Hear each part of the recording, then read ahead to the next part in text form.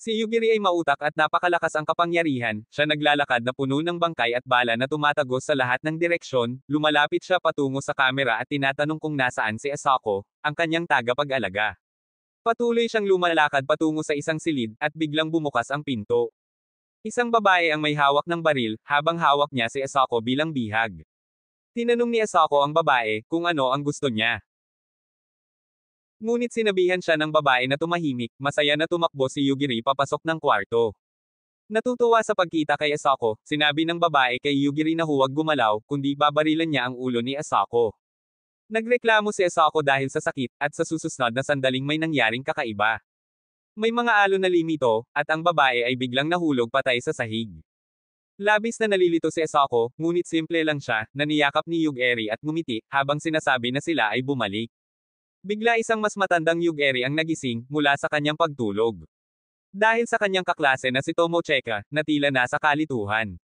Naalala niya na bago siya matulog, sila ay nasa isang field trip, at tinanong kung naroon na sila. Gayunpaman sinasabi ni Tomochika, sinabi na hindi pa sila naroroon, at sinasabihan siyang magising, at tignan ang nangyayari. Tumingin si Yugiri sa paligid, at nakakita ng kanyang mga kaklase. Walang buhay sa kanilang lumulutang, na lalagyan ng sauce. Nagpasya siyang tumingin, sa labas ng bus, at napagtanto ang isang bagay, na nakapaligid dito. Iniisip niya na maaaring ito, ay isang malaking ahas o isang butiki. Upang malaman ito, kinuha niya ang isang random na mikropono sa sahig, at itinapon ito sa itinaga na tao, ibinabalik ni Yugiri ang kanyang atensyon sa labas ng bus. At napagtanto na iyon, ay isang malaking wyvern. Ang halimaw ay lumilipad paitaas, at nagdesisyon na atakihin ang boss, habang nag-aayos ng sumabog na apoy. Nang maghahanda na siya, bigla naman niyakap siya ni Tomochika sa desperasyon. Ang sandaling iyon, ay nagreprograma ng utak ni Yugiri. Ang pakiramdam ng isang bata, na puno ng kwento na nakakapit sa kanyang braso, ay nagpabago ng kanyang isip. Nakato ng kanyang isip, sa pagbubukas ng isang pinto, at nagsasabi ng isang salita, na mamatay. Sa susunod na segundo, bigla na lang bumagsak ang wyvern sa sahig. Sinabi ni Yugiri kay Tomochika, na ligtas sila. Ngunit labis siyang nalilito, at nagtatanong kung anong nangyayari. Binunot niya ang kanyang konsol, habang sinasabi na kalmayan siya, at kwentuhan siya, kung anong nangyari.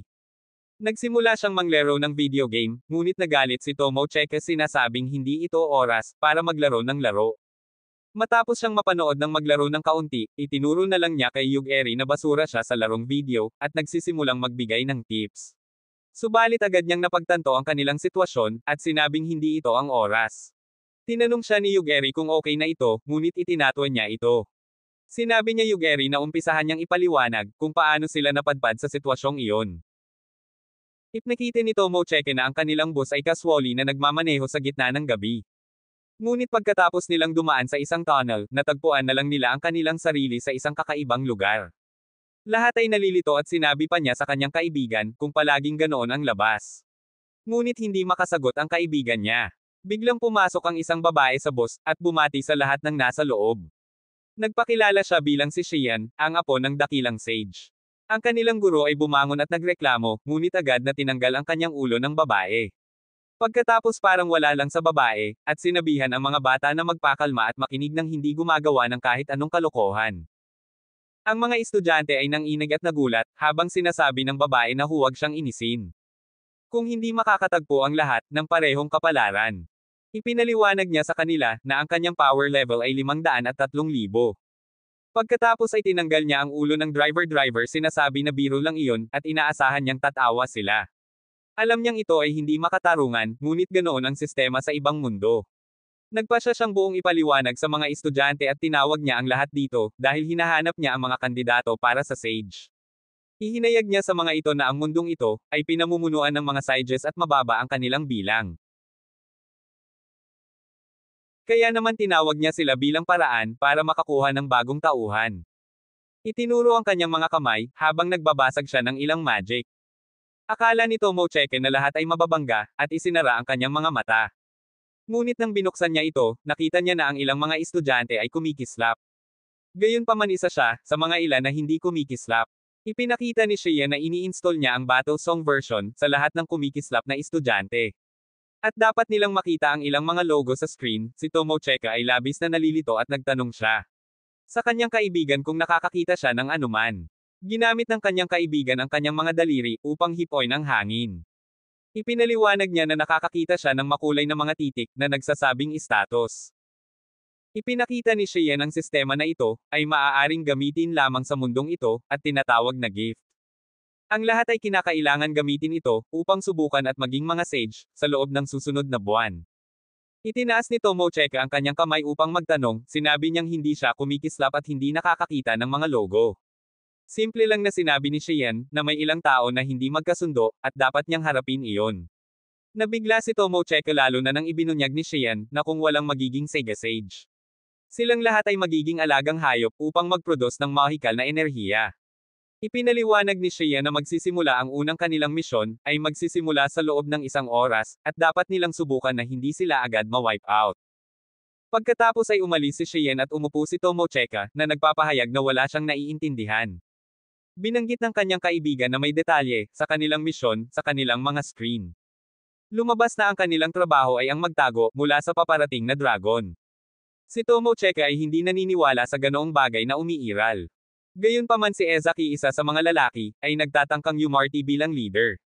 Sinasabi niyang dapat nilang subukan na tapusin ang misyon at kung paano nila kailangan magtulungan. At para sa ganoong dahilan, kailangan nilang pag-usapan ang kanilang lakas at kahinaan. Lahat ay sumulat ng kanilang mga pangalan at estadistika sa mga piraso ng papel. Ngunit napagtanto ni Tomocheka na fourth na mag-aral, kasama siya na hindi kumikislap. Gayunpaman isa sa kanila ay si Yugeri na natutulog dahil sino ang pumapansin. Lahat sila ay nagreklamo tungkol sa kanyang walang pakialam sa pagtulog hanggang sa mapansin nilang lahat ay lumalabas ng boss. Naisip din nilang lumabas, ngunit nanatili si Tomocheka upang gisingin si Yugeri. Sinusubukan siyang kumbansihin ng ibang babae na iwanan na lang ito, ngunit bigla silang narinig na may 2 lalaki na nag-aaway. Lumilitaw na hindi pinapayagan ni Yuzaki ang 4 na sumama sa kanila. Nagpasya siyang naging masama, sinisira ang mga upuan ng boss, at ipinaliwanag na ito ang kapangyarihan ng isang gift. Siya ay level 1 lamang, pero mas malakas siya, kaysa sa 4 na simpleng tao na iyon. Sinabi ng ibang babae kay Yuzaki na kung malakas siya, dapat niyang protektahan sila. Gayunpaman sinabi ni Yuzuki na ito ay bahagi ng plano, lahat ay nalilito at sinabi niya sa babae sa kanyang tabi, na gamitin ang kanyang gift.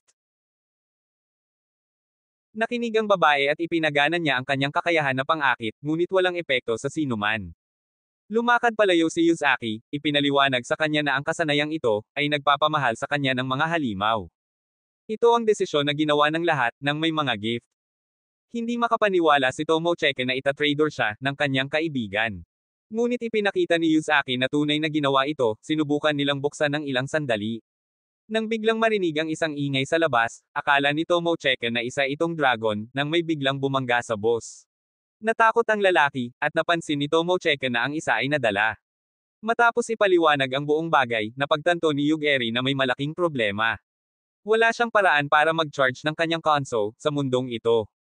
Natahimik si Yugeri at tumingin sa paligid, tinanong ni Tomocheka kung may ginawa si Yugeri, ngunit sinabi niya na bumagsak ang dragon sa sahig at namatay. Alam niyang may buhay ito, ngunit naisipan pa nilang lumabas sa pamamagitan ng bintana. Sa pagsusuri ng paligid na pagtanto ni Yugeri, na maaari silang pumunta sa burol, lungsod o kagubatan. Binanggit ni Tomocheka na may umiikot sa langit, pagkatapos ng pagsusuri na pagtanto niyang ang 3 kaklase nila iyon. Empress si Yugeri sa kanyang kakayahan sa malayuan, at tinanong kung dapat ba niyang patayin sila. Tinanong siya ni Tomocheka kung ano ang nangyari sa isip niya. Subalit simpleng sinabi ni Yugeri na iniwan na sila ng mga ito na mamatay. Sinabi ni Tomocheka na hindi dapat siya magsalita ng ganoon, sumagot si Yugeri na maaaring magiging kaaway sila. Siya ay nalilito ngunit lumalapit na ang mga lalaki, na kasing nalilito dahil patay na dragon. Nag-uusap ang mga lalaki sa kanilang sarili, nagrereklamo tungkol sa paggawa ng patay na zombie, at ang pagsasamantala dito ay kakaiba. Sa pagdinig ng mga salitang iyon, napagtanto ni Tomocheka na malamang, hindi sila maaaring maging kaibigan. Bigla isa sa mga lalaki ang nagbato ng malaking fireball, na napakalapit na dumadaan kay Tomocheka. Patuloy ang usapan ng mga lalaki sa kanilang sarili, tungkol sa kung paano nila pinalamutian ang kanilang mahika. At kung paano ang isa ay isang healer, ang isa ay isang bayani, at ang huli ay micromancer, siya'y nalilito sa kanyang kahilingan, ngunit ibinulgar ng 3, na gusto lang nila na paglaanan ng kanilang oras na masaya kasama siya. Na-realize ni Tomocheka na nais lamang nilang lahat, ay ang kanyang katawan. Nakatitig ang tatlong lalaki kay Tomocheka, at nagreklamo ang Necromancer Gay na parang masyadong malapit siya kay Yug-eri. Ngunit simpleng sinabi ni Yug-eri, na siya na ang baalang mag-manage ng usapan. Itinuro ang Gay na nagbato ng fireball, at sinabi sa kanya na mamatay. Nagtawanan ng dalawa ngunit nagulat sila. Nang biglang yakapin ng lalaki ang sahig. Nagtanong sila kung ano ang nangyari. At sagot ni Yug-eri, simpleng iniutos lang niya sa lalaki na mamatay. Sinabihan niya silang huwag gumalaw, ngunit sinubukan pere ng Micromancer na tignan ang kanyang kaibigan. Sinabi ni Yug-eri na mamatay din siya. Tanging si Fatso na lang ang natira, at sinabi ni Yug-eri na kung gumalaw siya mamatay siya. Pangako ni Yug-eri na ipapaliwanag niya ang kanyang kakayahan, at sinabihan si Fatso na tiyakin, na tunay ngang patay ang dalawa. Tinignan ng mga kaibigan, saka sumunod si Fatso at ginamit ang kanyang healing ability. Sinasabi na kaya niyang gamutin, ang kahit anong bagay sa isang iglap. Gayunpaman hindi gumalaw ang kanyang mga kaibigan, na-realize ni Tomocheka na si Yug-eri ang pumatay sa dragon. Ngunit simpleng hindi lamang niya ibinigay, ang detalye ng nangyari. Nainis siya sa salitang iyon. Ngunit ipinaliwanag ni Yug-eri na tanga si Fatso, kaya't kinakailangan ipaliwanag ng maayos sa kanya kaysa sa kanya. Nagreklamo si Fatso, na sobra na ang ginawa ni Yug-eri, ngunit ipinaliwanag ng binata, na ginagawa niya lang iyon. Dahil sila ang unang nag-atake sa kanya. Ipinaliwanag ni Yug-eri na ang kanyang kakayahan, ay tinatawag na instant death to any target. Sa totoo lang hindi na niya kailangan sabihin sa tao na mamatay, kundi iniisip niya lamang ito. Sinabi ni Fatso na iyon ay imposible, ngunit gusto subukan ni Yug-eri ang teorya. Natahimik si Fatso na nag-iisip sumang-ayon si Fatso, at nagpanggap na natatakot lumapit kay Yug-eri.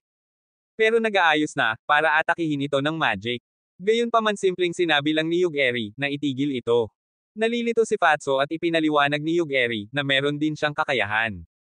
Na nagbibigay sa kanya ng kaalaman, na kung may intensyon ang tao na patayin siya o hindi. At para gawing masama, maaari niyang pagsamahin ang dalawang kakayahan. Sa madaling salita hindi na niya kailangan malaman, kung sino ang nagtatangkang pumatay sa kanya. Sumuko si Fatso sa iyak at itinanong ni Yug-eri kung bakit sila masyadong mayabang, pagkatapos makamtan ang mga kakayahan na iyon. Saka ipinakita ni Fatso, na ito na ang ikalawang beses na silang tatlo, na pumunta sa mundong ito. Nanag nila ang Demon World, at bumalik sa kanilang mundo. Nagpasya si Yug-eri na patayin siya, ngunit ipinakiusap ni Fatso kay Tomocheka na tulungan siya. Sumagot si Tomocheka na buhay lamang siya, dahil sa tulong ni Yug-eri, kaya't siya ang dapat manggalaga rito. Tinawag siya ni Fatso ng malamig at naglabas ito ng item na pangako. Na kapag ilalagay ito ni Tomocheka sa kanya, magiging alipin siya nito. Nagpakatino siya ng malaswang lakad patungo kay Tomocheka, ngunit sinabihan siya na itigil ito. Nagsimula ng ikawala ang caller, at itinanong niya kung may paraan upang hindi maging kanya siya na alipin. Sumunod si Fatso sa utos, na ipinapasa ang alipin status kay Yug-eri. Na nagpa siya na huwag siyang patayin, sa halip si Fatso ay dapat pumunta sa kagubatan, na puno ng mga halimaw at maghintay doon. Masaya si Fatso at natuwa bago umalis, dapat niyang iwan ang lahat ng kanyang gamit. At huwag kailanman sabihin sa sinumang tao, tungkol kay Yug-eri at Tomocheka. Tinanong siya ni Tomocheka kung hindi siya nababahala, na baka siya'y ilantad niya. Simpleng sagot ni Yug-eri ay ito ang sitwasyon, pagkatapos ng lahat siya ang nagpasya na protektahan siya. Nangingiti siya sabay sabing hindi niya alam kung paano siya sisigot at hindi sila masyadong nag-usap noon. Tinanong siya kung bakit niya naisip na protektahan siya. Una ay hindi sinabi ni Yug-eri na hindi niya alam kung bakit. Ngunit nang masyadong insistence Tomocheka, inamin niyang ito'y dahil sa malambot at malaswang pag-unlad niya. Napahiya si Tomocheka at nagalit, nagrereklamo na pare-pareho lang ang mga lalaki. Samantalang si Cheyenne ay nasa kama, ginagawa ang kung anuman. Ang kanyang ginagawa, pumunta ang lalaki upang ulat, sinasabi na ang unang misyon ay may 4 na nasawi. 2 walang kakayahang abilidad, at 2 S-rank. Binanggit niya ang 2 S-rank, na namatay agad ng walang babala, at iniisip na ito ay death instant magic. Gayunpaman ibinalik ni Cheyenne ang posibilidad, at saka bumalik sa kanyang kama. Nakarating sa kalapit lungsod sina Yug-eri at Tomocheka, masaya si Tomocheka dito. Ngunit antok si Yug-eri, napansin nila ang mga gwardya, na lumalapit sa pinto at nagmadali na sila. Gayunpaman hindi nila maunawaan, ang sinasabi ng mga gwardya. Kaya hanggang tingin na lang ang mga ito sa kanila, gayunpaman iniutos parents sa kanila na maghintay, at tawagin sila ng kanilang Panginoon. Dumating ang Panginoon at nakakairita ang sitwasyong ito, at nagtanong kung hiwalay sila sa mga lalaking dumating nung tanghali. Si Cheka ay natuwa, dahil marunong mag-Japanese ang lalaki. Gayunpaman simpleng itinanong ni Yugeri kung maaari siyang papasukin ng lalaki. Sapagkat sinusubukan nilang habulin ang kanilang mga kasamahan. Nairita ang lalaki at binanggit na kadalasang may bayad para makapasok. Gayunpaman may utos siyang huwag makialam sa mga kandidato na saserdote. Binanggit ni Yugeri ang kanyang mga kasamahan na papunta sa kabisera at paano sila makakarating doon. Nagpasalamat parent si Yugeri at nagdesisyon na umalis. Kaya tumayo na ang dalawa, gayunpaman sinabi ng loko-lokong ito na gusto niya si Cheke na magdaos ng gabi sa kanyang bahay. Agad naman itong tinanggihan ni Cheke at iniwan si Yugeri. Sa pagpasok sa lungsod tinanong siya ni Yugeri kung bakit siya tumakbo. Natakot si Cheka na baka papatayin ni Yugeri ang lalaki.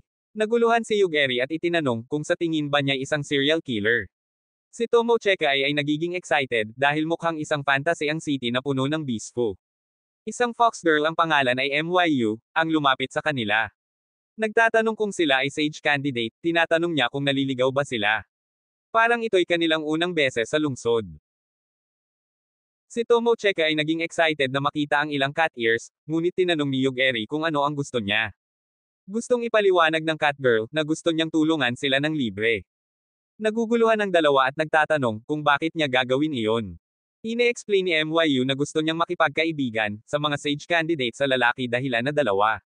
Una mayroon silang tiyak na kinabukasan, at pangalawa madali silang maisodes. Iniisip ni Cheke na walang kaligtasan itong babae, ngunit sinabi ni MYU na hindi niya nais ligawan ang kanyang boyfriend. Tinanong ni Yugeri si MYU na ipakita ang paligid.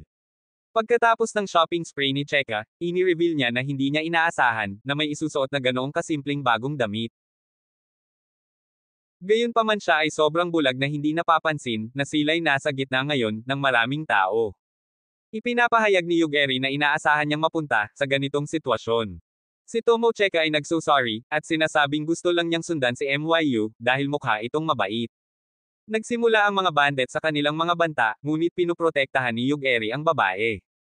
Habang nagtatanong kung gusto ba nila ng pera. Inilahad ng mga bandits na gusto nila ng pera, ngunit ang kanilang pangunahing nilang layunin ay makuha ang mga walang tali ng kandidato ng saserdote. Gayunpaman ang mga kandidato na walang talento, ay perpekto para bugbugin at ipagbili. Nagsisimula ng mabahala si Tomo Cheka, ngunit ang aming sageman na si Yugeri, ay nanatili paring malamig. Sinabi niyang nauunawaan niya ang kasunduan, ngunit humihingi siya ng pahintulot, na patayin ang mga bandits. Inuuyam ng mga bandits, na sinasabing sila ang mamatay sa huli. Sinusubukan ni Tomo Cheka na balon si MYU, ipinaliliwanag na malakas si Yugeri, sa kabila ng kanyang hitsura. Gayunpaman itong tanga cat girl, iniisip na ito ay isang bluff lamang. Dahil ang dalawang tao na walang regalo ay walang silbi, tulad ng iyo sa tunay na buhay. Ngunit hinayla ni Yugeri ang kanyang virtual na death note, at iniutos na mamatay ang lahat na nasa likuran niya. Lahat sila ay lumuhad at ang natirang bandits ay naguguluhan. Ngunit patuloy si Yugeri sa kanyang gawain, iniutos sa Leopardo na mamatay ng kalahati. Ang lalaki ay bumagsak, ngunit iniisip ni Yugeri na isa itong pagkakamali. Itinuturo ang balikat ng dedod, at iniutos na mamatay ito. Ini-expose ni Yugeri na sinubukan niyang maging madali sa kanila, at iniutos na ang mga matang aso na ito ay mamatay. Ang lalaki ay nagiging bulag, at nagugulat ang lahat. Patuloy si Yugeri sa kanyang pagsalakay, na pilit na nagtatanong si MYU kung sino siya. Hindi sumasagot si Yugeri sa palagay na hindi ito mabisa na patayin ang mga individual na bahagi ng katawan. Sinusubukan ni MYU na gawing biktima, humingi ng tulong dahil naghihintay ang mga kapatid na lalaki na pauwiin siya. Gayunpaman simpleng sagot lang ni Yugeri na hindi iyon sapat na dahilan para magnakaw at pumatay ng tao. Tanong ng huling lalaki kung wala siyang talento, ngunit itinuro ni Yugeri ang kanyang daliri sa kanila at sinabi na mamatay sila. Gayunpaman hindi ito gumana, buhay parent sila at nagtatangkang tumakas. Tinanong ni Tomo Cheka kung pinapayagan niya silang mawala, ngunit sinabi ni Yugeri na hindi niya ito ginawa. Pinatagal niya lamang ang kanyang utos, nakakatakas ang dalawang bandits, ngunit na-i-activate ang kamatayan, sinabi ni Yugeri kay Tomo Cheka na oras na para umalis. Hindi napansin ng dalawa na may ang mga sundalo sa likod nila. At biglang hinarang ang mga ito, at nagtanong kung ano ang sitwasyon. Nagsinungaling si Yugeri at ipinaliwanag na naligaw sila. At natagpuan ang lahat na patay sa sahig. Isa sa mga gwardya ang nagbukas, na ito ay kasinungalingan. Sapagkat nakita niya ang lahat ng tao, na bigla na lang bumagsak, nang sila'y inatake ng dalawa. Si Tomocheka ay nagalit dahil malinaw na nangangahulugan na ang mga ito ay nagmamasid, subalit hindi sila tinulungan. Ipinaliwanag ng gwardya na nais nilang sirain-sirain din ang tagapagtaguyod ng bandits. Nauunawaan ni Yugeri na nais ng mga gwardya na payagan mabente sila at pagkatapos ay sundan ang mga taong bumili sa kanila. Ang isang gwardya ay gumamit ng kasanayan sa pagsusuri. At ibinunyag na wala ni Yugeri at Tomocheka ang mga regalo. Humingi ng paumanhin ang lalaki dahil ang kanyang kapitan ay kasing bastos ng pangkaraniwang Karen. Ngunit hindi ito iniinda ni Yugeri, tinanong niya ang lalaki. Kung alam niya ang isang lugar kung saan maaaring magstay ng gabi. Dinala sila sa isang inmansayon na ikinagulat ni Tomocheka dahil iniisip niyang ito ay kastilyo. Tinanong ni Yugeri kung okay sa kanya ang mag-share ng kwarto para makatipid, ngunit nahihiya siya tungkol dito. Sa halip nagdesisyon siya na humingi ng kwarto na magkakatabi. Pumasok si Tomocheka sa kanyang kwarto, masaya siya dahil malaki ito, ngunit itinatanong ang intensyon ni Yugeri nang itanong niya kung nais niyang mag-share ng kwarto. Pagkatapos ay iniisip niya ang kasalukuyang sitwasyon at nagtataka kung gusto siya ni Yugeri. Gayunpaman agad na naalala na ang tanging iniisip nito ay ang juicy fluffy flat. Bigla siyang lumingon at nakakita siya ng espiritu sa hangin. Napansin niya kung paano ito kahawig ng kanyang mas matandang kapatid, at nagtanong kung paano siya napunta sa mundong ito. Gayunpaman sinabi ng espiritu na sila'y magkaibang tao, at ipinakilala ang sarili bilang Makoko. Ang kanyang ninuno at guardian spirit, malabo kay Tomocheka ang huling bahagi. At ipinakita ng espiritu na saya'y lumitaw, upang tulungan siya sa krisis na ito. Nagtatanong si Tomocheka kung bakit ngayon hindi noon. Gayunpaman inilahad ng espiritu na natatakot siya na baka burahin siya ni Yugeri. Nabigla si Tomocheka na gumagana ang kakayahan ni Yugeri sa mga espiritu. Nakikiusap ang espiritu kay Tomocheka tungkol dito, sa ganitong paraan hindi siya sasaktan ni Yugeri. Tinatanggap ni Tomocheka at tinanong ang espiritu kung paano siya napunta rito upang tulungan siya. Sa maikling salita ini-expose ng espiritu na kaya niyang protektahan siya mula sa anuman, maliban sa mga physical na atake. Nagagalit si Tomocheka at tinatanong kung bakit, ngunit inilantad ng espiritu na ito ay mapanganib. Inilahad ng espiritu na ang mga regalo ay may kahalintulad na benepisyo. Nasabik si Tomocheka sa narinig, gayunpaman pinapayagan din ito si Shian na kontrolin ang kanyang buhay. Gayunpaman masaya ang espiritu dahil sa wakas ay may tagapagmana na siya para sa kanyang paaralan ng pagsusulit. Nagiging masigla ang espiritu na sinasabi na iyon ang dahilan kung bakit. Ituturo niya sa kanya ang sining ng martial arts. Kinabukasan napansin ni Yugeri na tila pagod si Tomocheka. Inilantad niya ito ay dulot ng nakaraang pangyayari, at tinanong kung hahabol pa sila sa iba. Ipinaliwanag ni Yugeri na nakatagpo siya ng Celestina, isa sa mga staff ng inn. At iniutos sa kanya na alamin ang lokasyon ng iba. Maghanda ng pagsasaling wika, at ilang kagamitan ng pangpanakip. Ibinigay ni Celestina sa kanila ang ilang tiket para makalabas ng lungsod. At iniutos ni Yugeri sa kanya na panatilihin ligtas ang mga kagamitan. Kaya naghanda na sila, at ang dalawa na ito ay umalis sa train. At ang ninuno ni Tomocheka ay natatakot pa rin kay Yugeri. Nagtanong si Tomocheka kung nakakakita siya ng kanyang ninuno. Kung saan ini-expose niya na nakita niya lang ito mula sa oras na nag-usap si Tomocheka tungkol dito. Nakaupo si Tomocheka sa kanyang tabi, at nagtanong kung makakakita sila ng kanilang mga kasamahan. Sinagot ni Yugeri na ayon kay Celestina, ang kanilang mga kasama ay dapat gumagalaw sa Primeval Forest para mag-insayo. Lumapit at itinilulak pababa, isang malaking pagsabog ang bumuga sa kisame na naguguluhan siya. Samantala sa nakaraang lungsod, sinusubukan ng mga gwardya na interugahin. Ang aso na binlan ni Yugeri, hindi nagsasalita ang lalaki. At ipinaliwanag ng gwardya na hindi gumagana ang mahikang pagpapagaling. May isang sage na tinatawag na Lin, at natutuwa rito at kinuha ang isa sa mga mata ng aso. Gumamit siya ng mahikang pagpapagaling upang buuin ang kanyang mata. Ngunit hindi pa rin nakakakita ang lalaki, natagpuan pa niya itong nakakakilabot, at nagpasya siyang ipakilala ang sarili, bilang vampira. Kinagat niya ang lalaki upang baguhin ito, at palakasin ang kanyang kakayahan na pagpapagaling. Pilit tumatayo ang lalaki, dahil akala okay na ang paningin. Ngunit ang lalaki ay patuloy paring bulag bigla. Nagsimula naman umuga ang gusali, at isang lalaki na kilala bilang bayani. Ang lumitaw sa loob. Binansagan niya si Lee ng maraming suntok. Ngunit nagrereklamo lang ito na gusto niya ang kanyang damit. Malabo ang mga gwardya dahil hindi siya tinamaan ng anuman, ngunit sa totoo lang, siya'y agad na magpagaling. Tinatawag siyang Teramo ng bayani, at naghahanda sa isang atake. Pinaputok niya ang isang gusali, masaya na siya sa wakas at nakayang patayin si 4 alien. Buhay pa rin si Lin at nagtatanong kung si Ariel ba ang kanyang kasintahan. Nagulat ang bayani at hindi makapaniwala na nagtagumpay si Lin at naiwasan niya ang atake. Ngunit ipinaliwanag ni Lin na hindi siya gumalaw sa lahat dahil hindi siya mamatay. Nalilito ang bayani, dapat sanay ang kanyang atake. Ngunit iniisip ni Lin na maganda sana kung iyon ay posible. Sa wakas, nanalangin ang bayani na patayin siya. Ngunit simpleng ihinigas siya ni Lin, palabas ng gusali. Sa train isang mensahe, ang nag-uutos sa mga pasahero na manatili, dahil may isang sage, na nakikipaglaban, sa isang aggressor.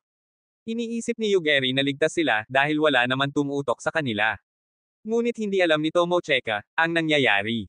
Tumingin sila sa paligid, at nakakita sila ng robot mecha, na napagtanto ni Yugeri, na ito ang aggressor.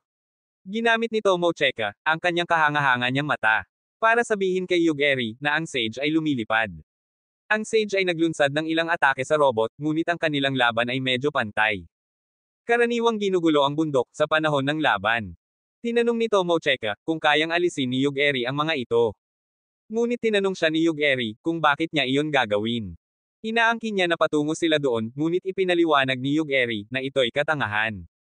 Dahil maaari niyang gamitin ang parehong dahilan para patayin niya ang lahat ng makakasalubong niya. Humihingi siya ng paumanhin dahil sa kanyang nagmamalasakit. Nang biglaang may malaking atake na papunta sa kanilang direksyon. Swerte na lamang at tinanggap ng robot ang atake. Iniiyak ng sage na gumagalaw ang robot at umatake ng malaking spell ng yelo. Na tumatawag si Tomocheka na malupit ang sage, ngunit nabweset ito. Tinanong ni Yugeri kung bakit siya aatakihin, ngunit sinabihan siya ng sage na magtuwid siya at purihin siya na parang aso. Inisip ni Yugeri na patayin siya. Nahulog ang sage sa sahig, at tinanong siya ni Tomocheka kung siya ang may gawa nito. Simpleng sumagot siya, na may dahilan siya para gawin ito. Lumapit sa kanila ang robot, ngunit ipinakita na wala itong hangarin na makipaglaban. Nais ng robot na makipag-usap siya kay Yugeri, na nangangako na ibibigay sa kanya ang anuman ninanais niya. Napagtanto ni Tomocheka na natatakot ang robot kay Yugeri. Ngunit itinanong ng ating bida na kung may paraan para bumalik sa kanilang mundo. Sinabi ng robot na alam niya ang paraan para bumalik sa mundo kung saan siya nanggaling, hindi kung saan sila nanggaling. Nagtatanong si Yugeri kung kaya niya silang dalhin doon. Ngunit tumanggi ang robot dahil hindi kompleto ang kanyang buong pagkakaroon sa mundong ito. Dagdag pa tumanggi ang robot na dalhin ang isang taong kasing delikado ni Yugeri sa kanyang mundo. Pagkatapos ay itinanong ni Yugeri sa robot kung pwede niya itong ibigay ang payo kung paano makakahanap ng enerhiya at koordenada para bumalik sa kanyang mundo. Itinanong din niya kung may nais si Tomocheka, ngunit na-interrupt ng espiritu nito. Sa huli ng araw natuklasan ng mga gwardya na ang sage ay natalo ni Yugeri. Alam na rin ito ni Shian habang nakikipag-usap ito kay Lin. At nakakakita ito ng kakaibang aspeto sa pagpatay nila ng isang sage. Nagka-interest si Lin sa instant death ability ni Yugeri. Pero ipinaalam ni Shian na dapat ay may instant death resistance ang isang sage. Iniwan ni Shian si Lin at ipinautos nito sa kanyang kasamahan na pumunta sa Hanabosa City at alamin ang tungkol kay Yugeri at kay Tomocheka. Samantalang silang dalawa ay nagpapahinga sa gabi sa gubat. Isiniwalat ng ninuno ni Tomocheka na ginawa ang kanyang panty ng isang espada. Matapos ang maraming paglalakbay, makikita na rin nila ang lungsod ng Hanabosa. Na tila Hapones na lungsod. Si Yugeri ay lubos ng pagod matapos ang mahabang biyahe. Inirerekomenda ni Cheka na mas marami pang mag-ehersisyo si Yugeri. Ngunit kahit na ganoon, si Yugeri ay nagtataka kung paano siya nasasabihan ng ganoon matapos ang lahat ng pagod na ibinigay niya para sa grupo. May kidiresyo siya na halos nagdulot ng pagkatigil ng mga halimaw at ilang mga halimaw para sa mabuting dahilan. Nang marealize niyang wala siyang naitulong sa buong paglalakbay, humihingi siya ng paumanhin, at nagmamakaawa na sabihan siya kapag sila'y nanganganib, upang hindi siya magpakita ng walang pag-iingat at kahinahunan. Tinanong ni Tomocheka kung ang pagkapagod niya ay pagkatapos niyang gamitin ang kanyang kakayahan. Ay nangangahulugan lang na may limitasyon ito sa kung ilang beses ito magamit. Ngunit hindi, wala siyang cooldown dito, at kailanman hindi ito na-patch ng mga developer. Kaya't malaya siyang mag-spam ng instant death, kung gaano karami beses niya gusto, sila'y nagtungo sa lungsod, at namangha sa makabagong nitong hitsura. Habang naglalakad sila sa mga kalsada nito, natagpuan nila ang isang hotel, na inirerekomenda ni Celestina, kaya naman nagpasya silang pumasok, at magstay ng sandali, bago sila gumawa ng anuman pa. Nakatagpo sila ng isa sa kanilang mga kaklase, si Tabana, na bumati sa kanila ng normal, na para bang hindi niya sila iniwan sa kanilang kamalian. Tinanong ni Tomocheka kung bakit siya narito, dahil ayon sa kanilang alam, dapat ay kasama parent siya, ng buong klase sa gubat. Sumagot si Tabana sinasabi na iniwan niya ang grupo, dahil hindi siya sumasang-ayon sa kanilang hindi epektibong paraan, ng pagtaas ng level, may mas kapaki-pakinabang na plano siya, para sa kanyang sarili, ang pagkaalipin. Agad niyang natutunan pagdating niya dito, na ang alipin ay umiiral parent. Kaya naman ng kanyang tanungin, kung ilan ang gusto niya. Sinabi niyang oo. Ito ang pangunahing miyembro ng kanyang harem, Erica, Estefany, Chelsea, Euphemia at Riza. Iba't ibang babae ang mga ito, ngunit may iisang bagay silang lahat. Simula ngayon, kinamumuhian na nila si Dorere. Sinabi ni Tabana na tumahimik muna, habang siya ay nakikipag-usap sa kanyang mga kaklase. At habang ginagawa niya iyon, sinabi ni Yugeri kay Cheka, na tila sigurado ito sa kanyang sarili, kaya't marahil, may malakas na kapangyarihan ito, hindi parent nila alam kung ano ang kakayahan niya, ngunit ganoon na siya mula pa noong high school. Pinapansin siya ng mga babae, kaya't palaging may bahid ang kanyang pagiging narcissist, at madalas pa siyang magpalit ng girlfriend. Kaysa sa kung paano magpalit ang Amazon, ng mga empleyado. Sumasalita si Tabana, at sinasabing dahil nagkita sila rito ngayon. Gusto ba ni Tomocheka, na maging alipin niya? Ay ibig niyang sabihin, gusto bang maging kasintahan niya? Natarante si Tomocheka sa kakaibang ipinahayag niya, ngunit pinatunayan niyang okay lang iyon. Kung nag-aalala siya kung ano ang mangyayari kay Yugeri, bagamat hindi siya karaniwang napupunta sa ganoong direksyon. Gagawin niya ang isang exception, para kay Yugeri.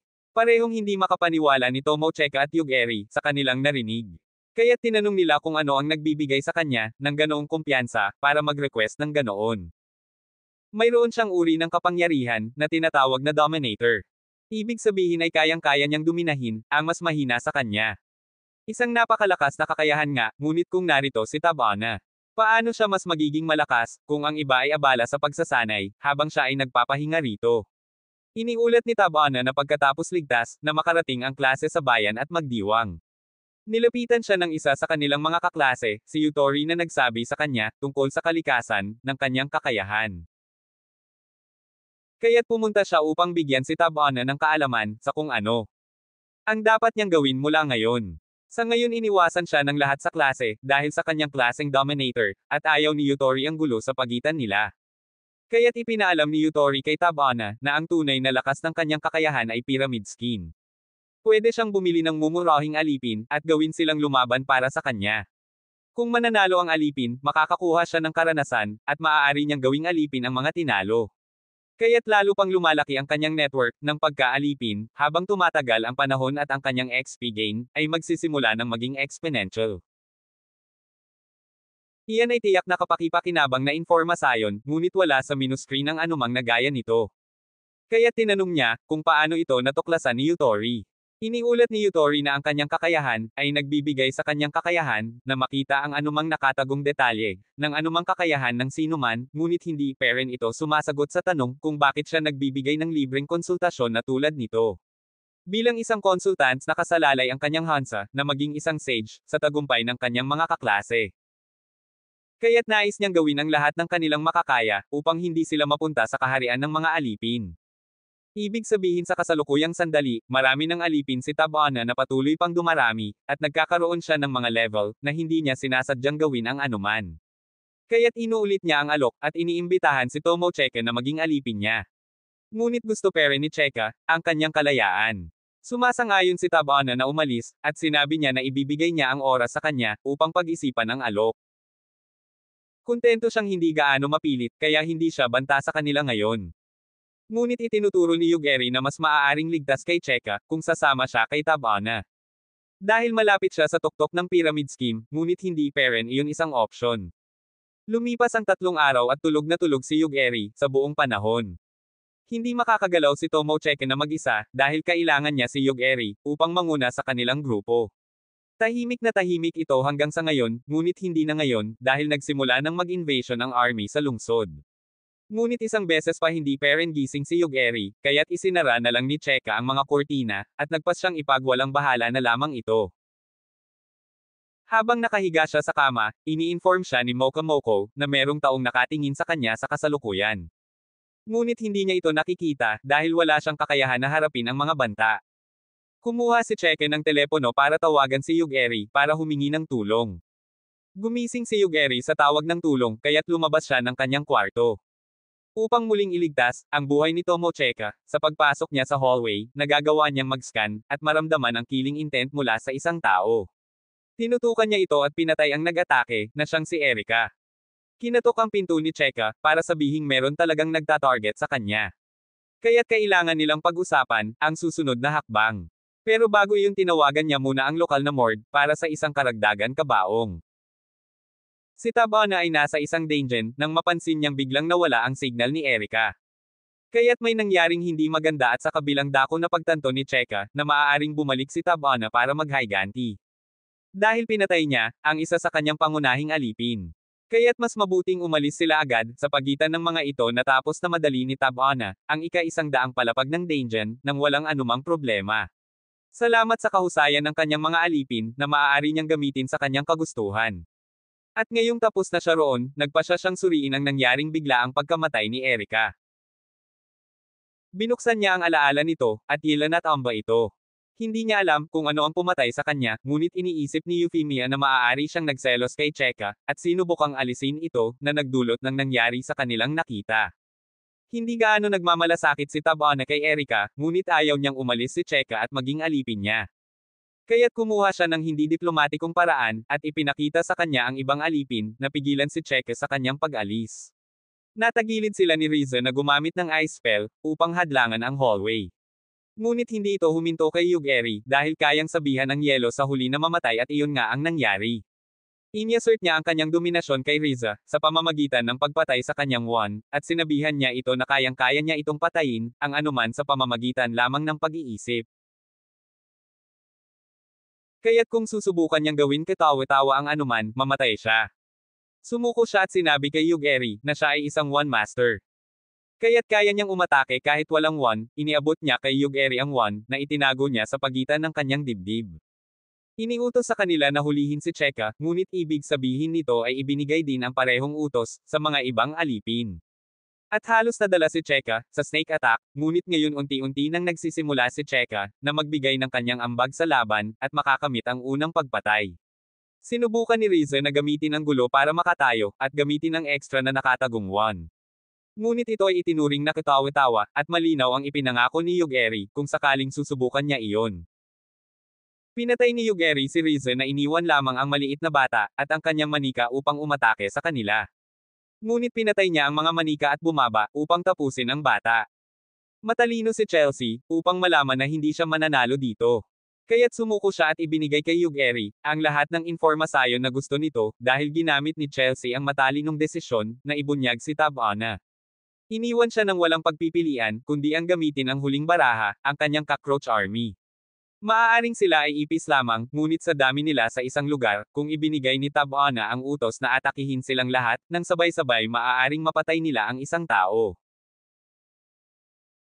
Halimbawa maaari silang umakyat sa iyong bibig at ilong, at gumalaw-galaw sa iyong lalamunan, hanggang mamatay ka sa paghingal. Ngayon may sapat na impormasyon na, nakikita natin si Euphemia na sinasabihan na si Tabana. Na maaaring hindi mabuting idea, na atakihin ang isang taong nag-aangkin, na kayang patayin ang sinuman. Ngunit hindi umuurong si Tabana, dahil siya ay isang dominator. Kung hindi niya patayin si Yugeri, hindi siya magiging pangunahing karakter. Iniutos niya sa mga ipis na simulan ang kanilang atake, ngunit agad na trace ni Yugeri ang killing intent patungo kay Tabana, at pinatay ito sa lugar. Ngayon napatay na si Tabana, hindi na sila aatakihin ng mga ipis. Kaya't hindi sila nanatili ng matagal, samantalang iniwan sina Epiphany at Euphemia na kasama ang bangkay ni Tam. Sa pagbalik ng kanyang kalayaan, umalis agad si Euphemia.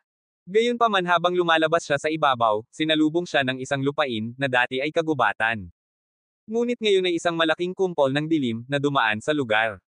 Naruroon din ang Vampire Sage, upang kumuha ng impormasyon, tungkol sa sitwasyon, kinagat niya si Euphemia at ginawang vampira, upang siya ay magsabi sa lahat ng nangyari.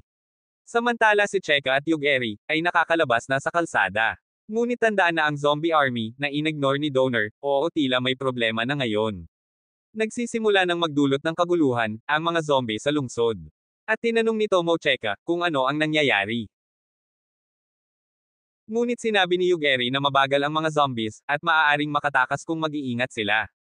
Nagtanong si Tomo Cheka kung hindi ba nila matutulungan, at sinabi ni Yugeri na mahirap iligtas ang lungsod. Pati ang espiritu ay nagsabing umalis na sila, bago pa lumala ang lahat. Samantala nagreklamo ang may-ari ng lungsod, tungkol kay Masayuki na nagpakawala ng zombie sa lungsod, at ipinaliwanag na binigyan siya ng karapatan, sa pangangasiwa ng lungsod ni Lin, ang vampire na Sage. Sinabi ni Masayuki na huwag mag-alala, dahil nasa panahon ng kandidato ng Sage si Lin. Gayunpaman ibinunyag ng zombie na ito ay utos ni Lin. Pinakiusapan ng alkalde, na ibigay ang susi ng lungsod kay Masayuki. Dahil ito'y utos ibinigay ng alkalde ang susi, at tinanong kung ano ang gagawin niya. Pagkatapos ay ginamit niya, ang altoferlanti sa paligid ng lungsod. Upang utusan ang kanyang mga zombies, na tigilan ang paggalaw. Saka ipinakilala ang sarili ng lalaki sa bawat mamayan, at ginamit ang malaking screen, upang ipakita ang larawan ni Yugeri at Tomo Cheka. Ipinaliwanag niya na hinahanap niya ang dalawa, at ang natitirang mga tao, ay dapat silang dalhin, sa Central na Plaza sa loob ng 1 oras. Kung hindi ito gagawin ng mamayan, papagalawin niya ulit ang mga zombies. Sa parehong sandali sinusubukan ni Yugeri at Tomo Cheka, na palabasin ng lungsod. Naririnig nila ang sinabi ng ibang lalaki, ngunit naririnig din nila na isinara din nito ang buong lungsod, upang hindi makatakas ang lahat.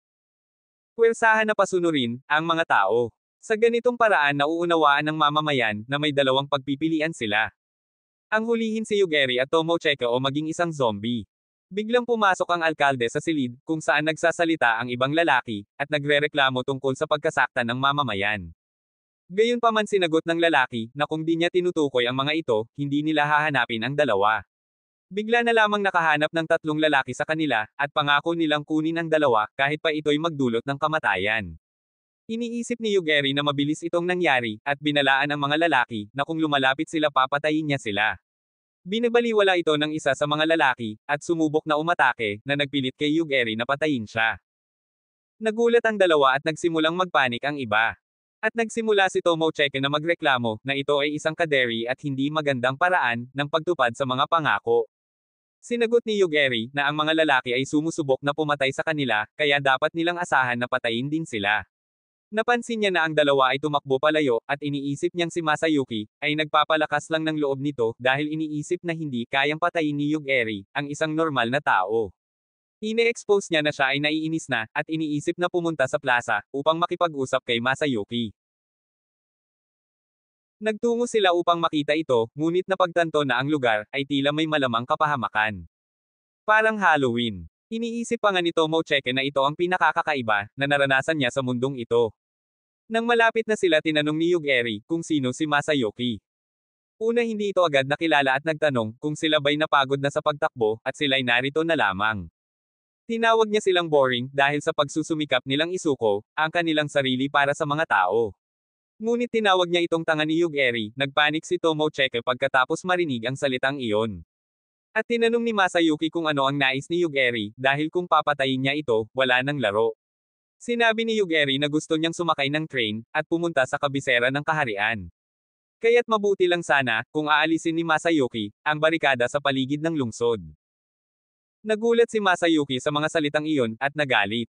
Nagreklamo ito sinasabing si Yugeri, ay nasa masamang kalagayan, para makipag-usap ngayon. Napagtanto ni Yugeri na totoo iyon, na dapat siyang mag-alok ng kapalit. Nagutos ito sa kanyang hukbong Immortal Core, na atakihin si Yugeri. Ipinaliwanag niya na hindi ito kayang patayin, ang isang bagay na patay na. Ngunit asahan mo, inutusan ng ating bida ang mga ito na mamatay, at silang lahat ay gumuho. Nagulat si Masayuki dahil hindi niya maunawaan, kung ano ang nangyari, at ginamit ito ng alkalde, na hindi ito kasali sa anumang mga kaguluhan. Gayunpaman nais ni Masayuki malaman, kung paano namatay ang mga patay. Sinagot ito ni Yugeri na hindi rin niya ito alam, ngunit ang mga undead ay gumagalaw, malamang na sila ay buhay. Nagreklamo si Tomocheke na hindi ito pinansin ni Yugeri, ang nangyari. Ngunit simple lang na sinagot ito ni Yugeri. Siya ang nagdidesisyon kung ano ang patay. Lalo pang nagalit si Masayuki, at tinawag ang kanyang Panginoon na si Lin. Ngunit simpleng tinanong siya ni Yugeri kung ano ang gagawin niya ngayon. Ang kanyang mga kasamahan ay patay na. Binaba na lamang ng lalaki ang kanyang sarili, at tanggapin ang instant death ability ni Yugeri. Nagsimula na itong mag-transform bilang halong Batman at werewolf, ngunit sinabihan siya ni Yugeri na mamatay. Nagreklamo si Tomocheke na gusto niya sanang makita ang pag-transform muna. Ngunit hindi naiintindihan ni Yugeri kung bakit niya iyon gagawin. Ano ang gagawin nila ngayon dahil hindi sila maaaring makipagnegosasyon sa mga patay na undead. Gayunpaman sinabi ni Yugeri na hindi iyon problema, at lumapit sa alkalde. Napapanik ang lalaki at nagmakaawa na mabuhay, na nangako na nais lamang niya manatili na ligtas, ang kanyang lungsod. Sinagot ito ni Yugeri na ginawa nila ito, para sa kanilang sariling kaligtasan. Ipinaliwanag ng alkalde na lahat ito, ay dahil sa utos ni Sage Lin, na patayin ang dalawa. Sa pagkarinig ng pangalang iyon, nagtanong si Tomocheke, kung hindi ba totoong siya ang tunay na pangalan. Ipinaliwanag ng alkalde na si Chien ay isa ring sage, ngunit ang lungsod na ito, ay nasa kontrol ni Lin. Labis na naguluhan si Tomocheke, dahil sila ay napunta sa mundo na ito, dahil kay Chien. At may ibang sage na nais silang patayin. Tumawag ang espiritu kay Yugeri, ngunit sinagot niya, na alam niyang may uri ng spiritual na manipulasyon, na patungo sa lugar na iyon. Bigla na lamang na nararamdaman ni Yugeri, ang intensyon na pumatay, sa paligid ng plaza. Sinuri ng alkalde ang katawan ni Masayuki, ipinaliwanag na kung gumagamit sila nang mahika ng espiritu, dapat silang ligtas dahil sa barikada ng lungsod. Sinubukan niyang buhayin ang susi, ngunit hindi ito gumana. Nalaman niyang si Lin, ang nasa likod ng pagkontrol ng barikada. Samantala sinusubukan ni Lin, na idirekta ang isang malaking halimaw patungo sa lungsod. Ang kanyang bagong vampire na alipin, sa mga alipin ni Tachibana na binago niya. Ay nagreklamo na ito at mapanganib, gayunpaman ipinaliwanag ni Lin, na pinatay si Tachibana mula sa malayo. Dahil nakuha ang kanyang hostilidad, tinanong ni Lin kung paano i-rate ang antas ng banta ni Yugeri. At sinagot ng alipin na ito, ay higit pa sa isang sage o anumang mythical na nilalang. Samantala sa loob ng lungsod, tinanong ni Tomocheke, kung hindi ba kayang patayin ni Yugeri, ang pinagmumula ng kontrol sa mamamayan. Sinagot na niya ito ay magkaiba, kaysa sa kaso ni Tachibana. Sinimulan na niyang patayin ang lahat ng sumusubok, na atakihin sila at unti-unti nang naglalagas ang tao. Para bang ito'y pagsusulit, tulad ng ginagawa nila sa kanya, noong bata pa siya. Napansin ni Yugeri na ang alkalde ay nanginginig, habang nakikita ang mga mamamayan, na namamatay sa harap niya. Sinabihan niya itong lumapit, ngunit ipinakitang ni Lin na ang kanyang plano, ay magdulot ng kamatayan kay Yugeri sa pamamagitan ng hindi direkta, lumikha pa siya ng isang kanyang kopya, at iniutos sa kanyang kopya na lumipad paitaas, at lumikha pa ng mas maraming kopya. Napansin ni Yugeri na lumalakas ang intensyon ng pagpatay, ngunit napansin niya ang malupit na agresor. Tuloy-tuloy sa lungsod at sinira ng agresor, ang lahat ng kanilang tinitirahan. At nagsimula silang magpanik. Gayunpaman sabay dito, ipinakita ni Lin dahil ang kanyang mga kopya, ay walang kaalaman tungkol kay Yugeri, wala silang intensyon na pumatay sa kanya. Iniutos sa kanyang mga kopya na atakihin ang lungsod, kapag ang agresor ay umatake o mamatay. Nagtanong si Tomocheke kay Yugeri, kung kayang patayin ang agresor, sinagot niya ng oo. Nagulat si Tomocheke, dahil hindi niya ito inaasahan. Nakikiusap ang alkalde kay Yugeri, na iligtas ang lungsod, ngunit may masamang pakiramdam si Yugeri tungkol dito. Gayunpaman iniutos niya na ang agresor ay mamatay, at habang ito ay naapektuhan, napansin niyang inaatake ang lungsod mula sa himpapawid. Buti na lang mabilis si Yugeri at iniligtas si Tomocheke sa pag-atake, ngunit nagtataka siya kung ito ba ay mula sa agresor. Ipinakita ni Yugeri na pinatay niya ang agresor, gayunpaman itong atake ay naghalo na sa intensyon ng kadiliman, upang manatiling hindi napapansin. Napagtanto niya na ang atakeng ito, ay walang tiyak na target, ngunit ang layunin ay sirain ang naroroon, iniisip niya na ang lahat ng ito, ay isang pagsusulit lamang, ngunit sinabihan ni Tomocheke na itigil na ang pag-enjoy, sa bago niyang unan. Bumangon sila at ipinaliwanag ni Yugeri, na hindi niya alam ang nangyayari. Sa pagtingin sa kalangitan, ipinaliwanag ni Tomocheke na nakikita niya, ang ilang mga babae na nakadress na bumabagsak mula sa langit. Napagtanto ng alkalde na iyon ay si Lin, at tinanong ni Tomocheke kung may magagawa ba.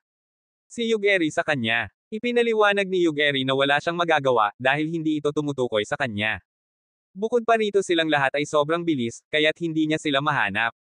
Sa madaling salita, ang lahat ng ito ay isang plano upang harapin ang kanyang kakayahan.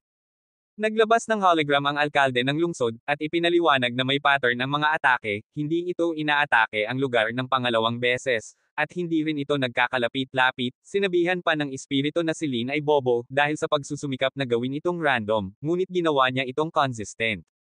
Iniisip ni Tomocheke na magagamit nila ang informasayon na ito, upang mapredict kung saan aatake. Nag-isip sila ng gagawin at napagtanto agad ito ng alkalde, kung saan ito magaganap, at sinabi ni Yugeri na doon siya pupunta. Ipinakita ng alkalde na tutulungan niya ito sa kanyang kakayahan, sa teleportasyon. Hinihipan ni Yugeri at hinawakan ni Tomocheke ang kamay niya, papunta sa lugar kung saan tatama ang kopya. Iniutos niya na ang kopya ay mamatay, at ginamit ng espiritu ang kanyang kakayahan, upang lumikha ng shield sa paligid nila. Pagkatapos ng pag-atake kinuha ang shield, at napaaliw si Tomocheke, dahil iniisip niya na mamatay na siya. Pagkatapos ay napansin ni Yugeri, ang isang bagay sa kamay ni Tomocheke, at itinanong kung ano ito. Sa madaling salita ginamit ng espiritu, ang kanyang kapangyarihan, upang pagsamahin ang mga underwear ni Tomocheke, sa kapangyarihan ng unang aggressor, na maaring mag-transform sa isang shelter. Gayunpaman nag-aalala ang espiritu, dahil ang pagpapabagsak sa mga kopya, ay hindi tutulong sa huli. Ngunit sinagot ito ni Yugeri na wala lang, bigla may kakaibang pakiramdam si Lin sa kanyang katawan, at napagtanto niya na ang tunay niyang katawan, na nakatago sa ibang dimensyon ay patay na. Dahil dito bumalik sila sa alkalde, upang ihanda ang lahat at makatakas. Sa pagitan ng mga pangyayari, sa isang random na bahay. Isang batang babae ang nagising, at napansin niya na ang kama ay tila isang kabaong. Iniisip niya na siya ay isang vampire, at nakita ang isang bato sa kanyang kamay. Ang bato ay nagpapakita sa hologram ni Lin, ipinaliwanag niya na ang plano ay matagumpay, na siya ay namatay at siya ay nabuhay. Inayos lahat ni Lin ang mga bagay para isalin sa kanya. Sinabi niya sa babae, na siya ay mas bata na kopya na gawa mula sa kanya, na hindi nagkaroon ng alaala. Upang hindi maging target ni Yugeri. Sa lungsod pinasalamatan siya ng alkalde, para sa kanilang tulong, at nagbigay sa kanila ng isang sasakyan, at sinabihan silang mag-ingat. Pagpasok nila sa sasakyan nagreklamo si Tomocheke, na si Yugeri ay naglalaro ng mga laro sa halip ay magmaneho. Ipinaliwanag niya iyon na laging natutumba, ang kanyang sasakyan sa mga pader, kapag naglalaro siya ng mga laro, kaya't hindi siya marunong magmaneho. Sa gayon handang magmaneho si Tomocheke, at inilabas ng espiritu na ang kanyang pamilya, ay may kasanayan ng pagmamaneho ng kahit ano. Habang nagmamaneho sa loob ng isang kanyan, sinubukan ni Tomocheke na gisingin si Yugeri, at kumbansihin itong magmaneho. Ngunit si Yugeri ay nananaginip, tungkol sa sandaling nakilala niya, si Asaka, ang kanyang foster mother, noong araw na iyon. Si Asaka ay sumasailalim sa job interview, upang magtrabaho sa isang research institute. Ngunit nang basahin niya ang kontrata, napansin niyang may klosyo, na hindi siya pwedeng magreklamo. Kung ang trabaho ang magiging sanhi, ng kanyang kamatayan. Siya ay gustong tumanggi at umalis, ngunit pinilit siyang pumirma dito. Iniisip niya na ito ay based ng masamang organisasyon, ngunit sinubukan ni Yuko ang interviewer, na baliwalain ito. Sa pag-akyat sa elevator, gusto niyang malaman ang detalye ng kanyang trabaho. Gayunpaman sinabi ni Yuko, na kailangan niyang alagaan ang isang halimaw. Siya ay nagulat nang marinig ito, ngunit ipinaliwanag ni Yuko na sila ay gumagawa ng sample na eksperimento, sa kanilang institutes. Pagdating niya sa baba napansin niyang sobrang dilim ito, na may nakasulat sa mga pinto. Ipinaliwanag ni Yuko na isa iyong kasulatan, nagtanong siya kung saan siya dadalhin ni Yuko, at inilahad nito, na ito ay patungo sa kanyang lugar ng trabaho. Habang naglalakad ang dalawa ipinaliwanag ni Yuko, habang sumasakay sila sa isa pang elevator, tinanong siya ni Yuko kung alam niya ang tungkol sa Alpha Omega. Dahil hindi niya alam ipinaliwanag niya ito, na ito ay nangangahulugang lahat o walang hanggan. At yun ang pangalan ng test subject, ng kanyang aalagaan.